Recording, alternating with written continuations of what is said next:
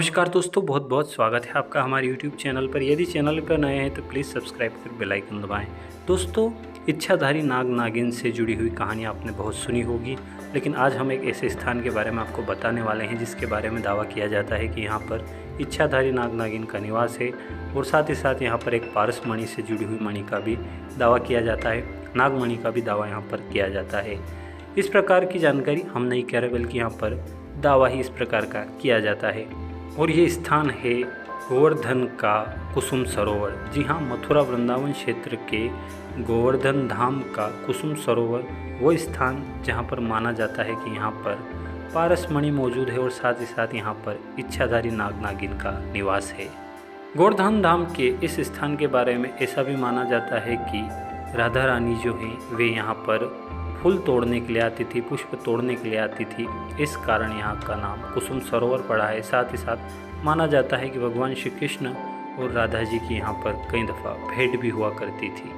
भगवान श्री कृष्ण और राधा जी के प्रेम से जुड़ा हुआ ये स्थान भी है। साथ ही साथ इस स्थान पर मान्यता है कि ये वो स्थान है जहाँ पर इच्छाधारी नाग नागिन का निवास है और साथ ही साथ यहाँ पर पारस मणि भी है। साथ ही साथ ऐसा भी दावा किया गया है कि कुछ लोग उसे हासिल करने का भी प्रयास कर चुके हैं, लेकिन वे सफल नहीं हुए। कुछ लोग अंधे हो गए और कुछ लोग कोढ़ी हो गए। इस प्रकार का दावा भी यहाँ पर किया जाता है। दरअसल दावा ये किया जाता है कि उस मणि की रक्षा इच्छाधारी नाग और नागिन करते हैं और यही कारण है कि उस मणि को आज तक कोई हासिल नहीं कर पाया है।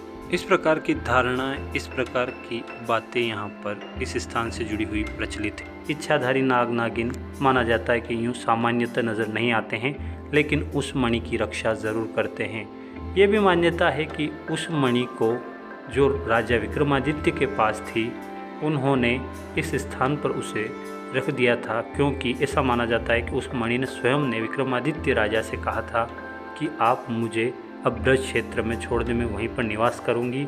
और राजा विक्रमादित्य ने उसे इस स्थान पर रख दिया था। तंत्र मंत्र करने वाले लोग इस प्रकार का दावा करते हैं कि इस प्रकार की जो मणि होती है वो जो लोग हासिल कर लेते हैं वे धनाढ्य हो जाते हैं। इन सभी दावों में कितनी सच्चाई है ये तो हम नहीं कह सकते, ना हम इस विषय में कुछ अपनी तरफ से दावा कर रहे हैं, लेकिन ये ज़रूर है कि इस स्थान से जुड़ी हुई अलग अलग बातों के साथ साथ इन बातों का दावा भी किया जाता है। यही कारण है कि ये सब दावे इस स्थान को रहस्यमय और रोचक बनाते हैं। यह स्थान गोवर्धन धाम में स्थित है और इस स्थान का नाम कुसुम सरोवर है।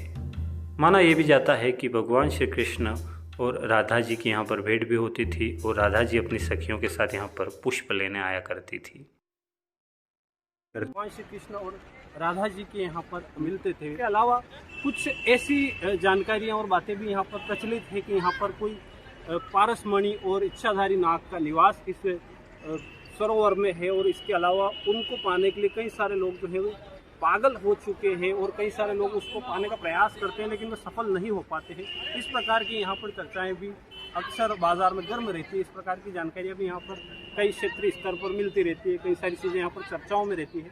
लेकिन ये जो है यहाँ की खूबसूरती, ये आपके मन को मोह लेती है। शाम के समय जब यहाँ आते हैं तो एक अलग ही सुकून आपको यहाँ पर देखने को मिलता है, महसूस होता है।